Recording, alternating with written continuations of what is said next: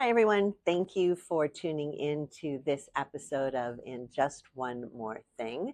As we hit the end of the year and all of the holidays and celebrations, it's a time where many people are involved in all sorts of commercial activity and online activity and maybe new relationship building activity. But all of this contains some level of risk. And there are actors in this milieu that are looking to scam people out of their money, sometimes out of their life savings. And it's really important to be on the alert for these kinds of risks. And of course, the challenge that has been growing for years with the growth of the internet and social media is now even more compounded with the introduction of AI, just making it all the more difficult to be able to discern what is real and authentic and what is intentionally designed to part you with your money or your safety. Stay tuned and we'll talk a lot about this today.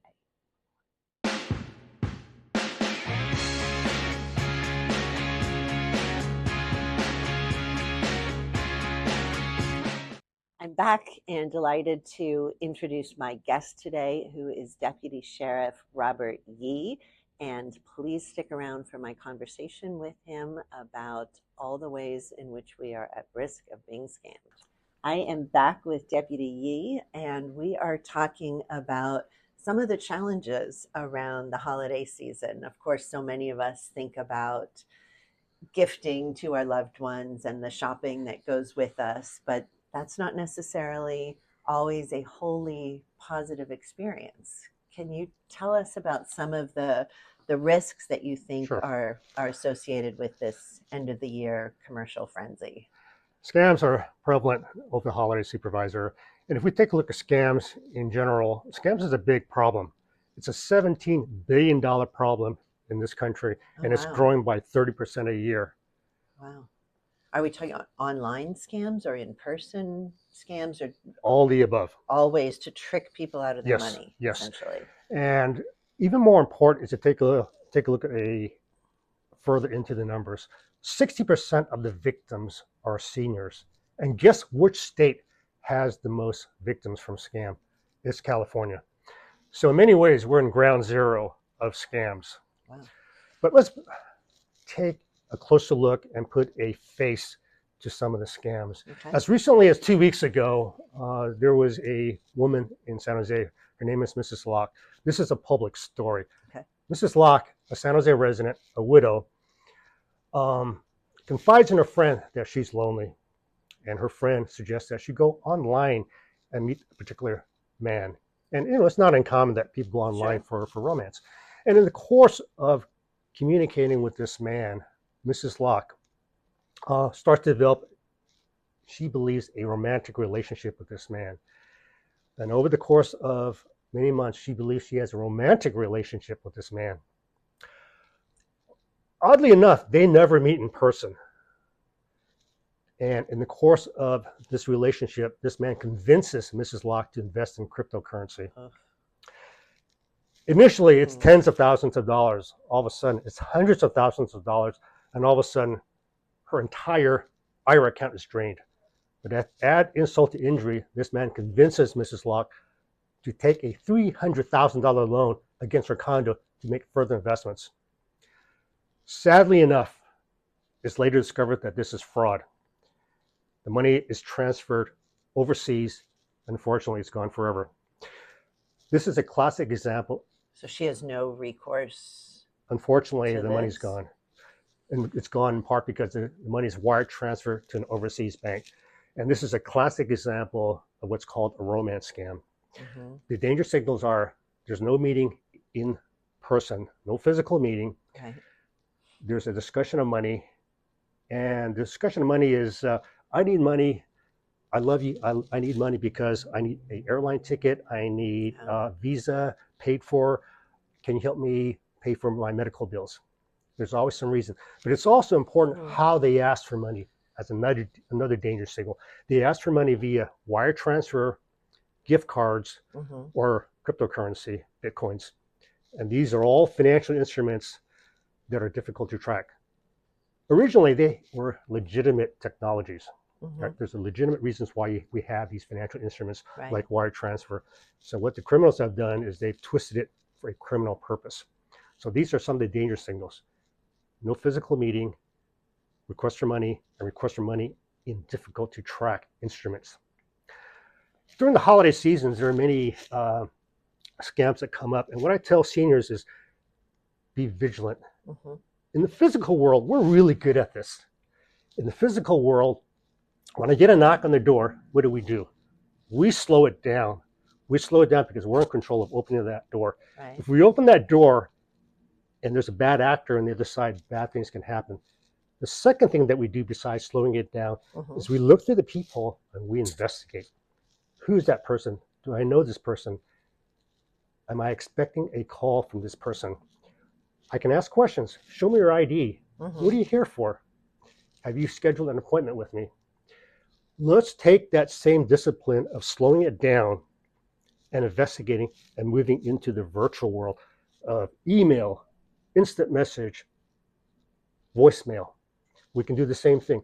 As an example, one of the common scams that we see during the holiday period are notifications of shipment. So, you and I may have purchased things off of Amazon, Right. and every now and then you'll get an email saying, there's a problem with your shipment. I have seen those. Please check this URL. So again, slow it down. Second, investigate. We can investigate by taking a look at the email address. If it's really from Amazon, is it coming from an Amazon.com account as opposed to a generic Gmail account? So look at who's sending it. Exactly. Okay. Again, investigate. Slow it down and investigate. So these are some of the things that we can do to help keep ourselves safe during the holiday season. Other common scams that we do see during the holiday season are storefronts that are fictitious. They'll advertise very low prices. Right.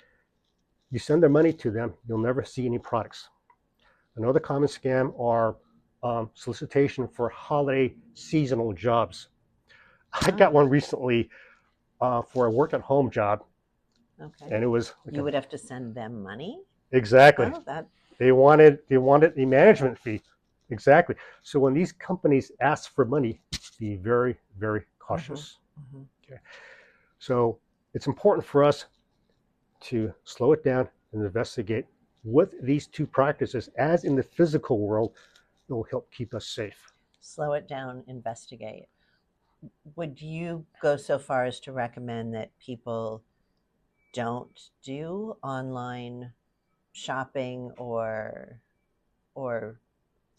well, let me go with the online dating for one piece. That's very popular and in many cases very successful. Absolutely. Are there clues to distinguish what is a safe, if someone is legitimately far away and you're not going to have an in-person meeting for a while, that could be authentic, or it could be a scam? What would you look for there? So online dating is a legitimate technology. It's very common with today's society that people find romance and their mates online. There's nothing wrong with that. The investigation part of it, going back to slow it down, investigate, there's a lot that we can do to protect ourselves. We can ask for a video meeting. I really like you. Can we have a video meeting? We may not be able to meet in person, but can we do a video meeting? Oh, what's your name? Can I get a spelling of it? Go back to Google, to get more information on this person, to see if this person is legitimate. Do they have presence on other web pages? Do they have a LinkedIn site?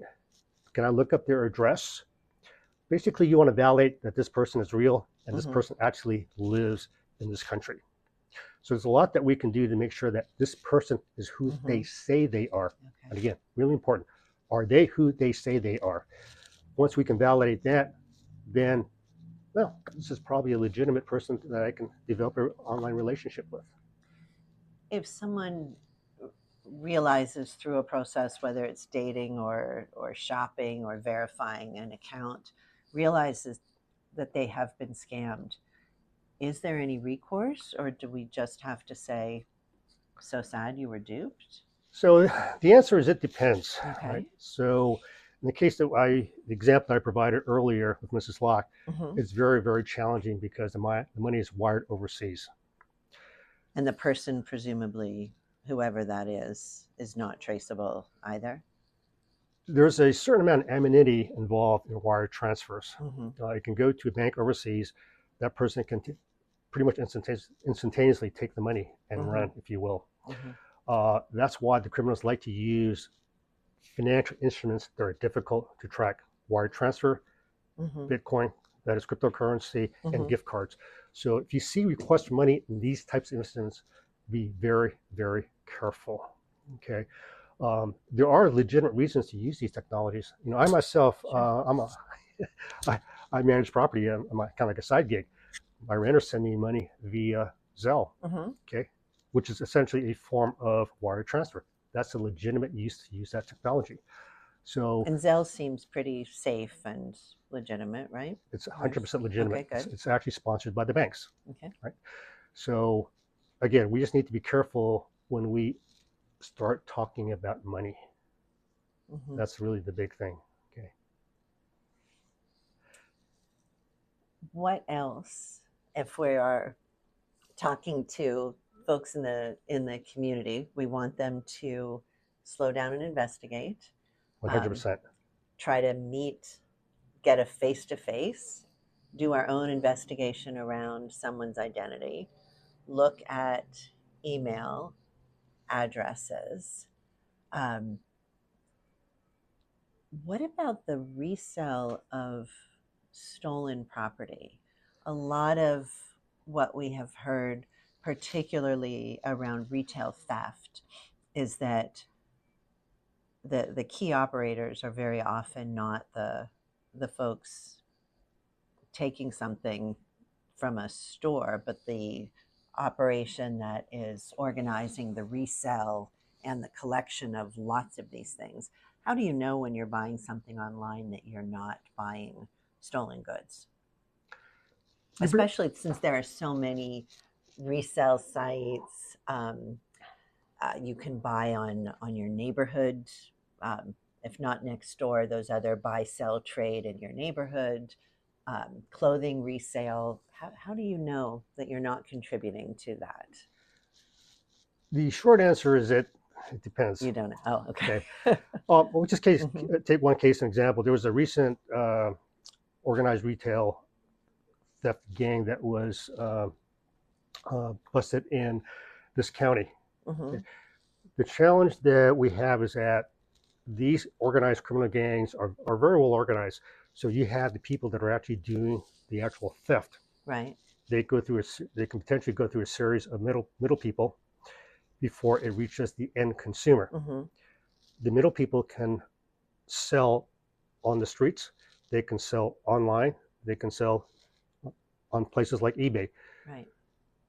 The thing you want to be careful about as a consumer is the price too good to be true? As an example, if you buy on eBay, you can take a look at the seller. There's usually a listing of the seller, and there's usually a satisfaction rating. Oh, okay. And I try to buy from people who are like 95+%. And that can't be manufactured fraudulently, the satisfaction rating? eBay does a very good job of making sure that the satisfaction ratings are fairly legitimate. Okay. So we want to take as much protection as we can to protect ourselves as consumers. There are going to be cases where you don't know if I'm buying from a legitimate source. Right. All we can do is try to do as many checks as we can as consumers to protect ourselves. Because if you buy from somebody that is not a legitimate source, the product may not show up. It may be a substandard product, or it may be a broken product. Okay. And that's why we try to buy, we as consumers, you really want to buy from legitimate sources that you know best, if you will, if you're comfortable with, because you've dealt with these people before.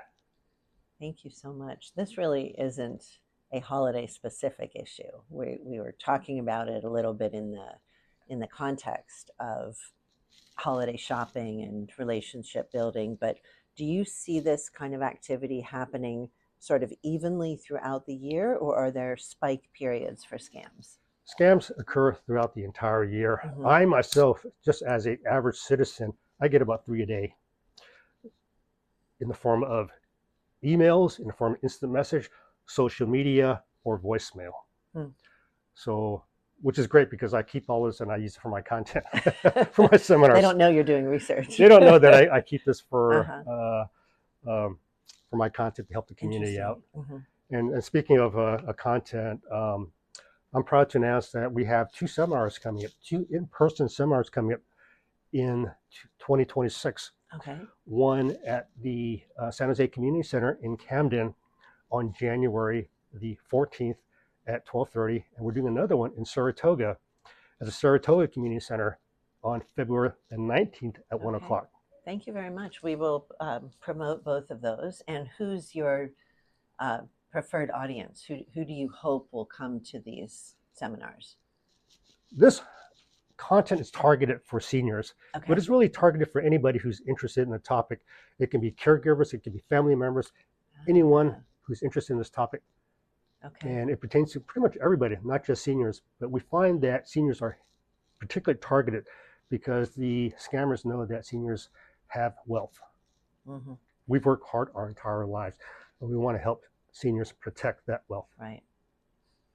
That's an excellent closing message. Help people protect the wealth that they have worked so hard to build. Deputy Lee, thank you so much. Thank you for talking to me. Thank you for educating all of us. I hope that you have a very safe and scam-free and healthy holiday season, and we'll look forward to your webinars, to your in-person trainings in February of 2026. Thank you so much for hosting us, Supervisor Ellenberg, and happy holidays from the Santa Clara County Sheriff's Office. Love that. Thank you so much. I'll be right back with one more thing.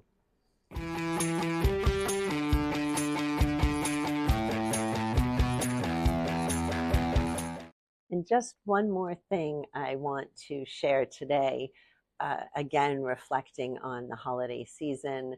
It is a time of struggle for many people in our community. So while so many are celebrating, I think it's really important to be mindful of people in your sphere who may be having a harder time during the holiday season, whether they are celebrating or in the midst of celebrations of Christmas or Kwanzaa or Hanukkah or Festivus, or just enjoying the end of the year.